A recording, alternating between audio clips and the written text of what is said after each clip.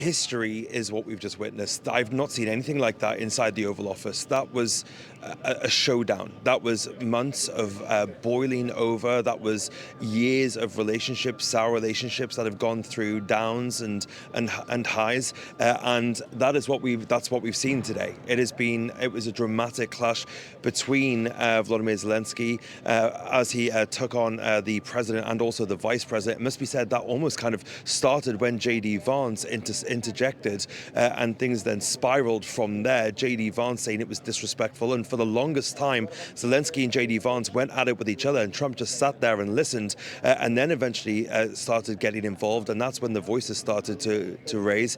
And it must be said, after months of diplomacy, after two state visits this week from Macron and from Keir Starmer, this is the last thing that the Europeans wanted. This deal was within reach, and now it's all up in the air as to whether or not it will even still go ahead. To give you guys a bit of idea, I'm going to spin this camera around actually for you, just so you can see.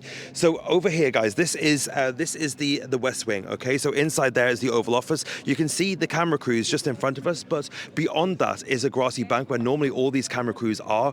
We have just been told to clear off that area, and the only time that happens is when a head of state arrives or leaves for the West Wing. Now, we don't have confirmation that Zelensky will be leaving yet, but we have been told as the press to clear that area. And like I said, the only time that happens is when somebody arrives or leaves. Now, of course, Zelensky is still supposed to be doing a working lunch. They're still supposed to be doing a press conference as well.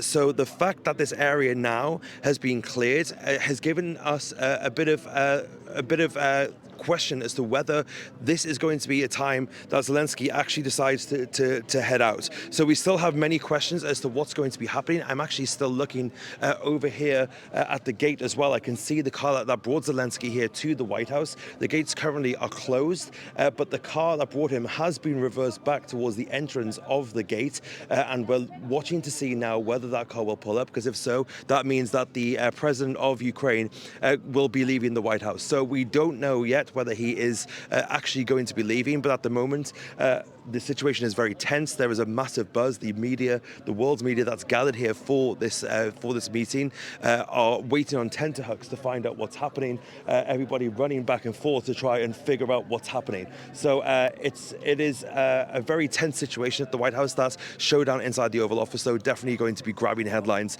and that is the last thing that the Europeans and Zelensky needed right now. And the first thing that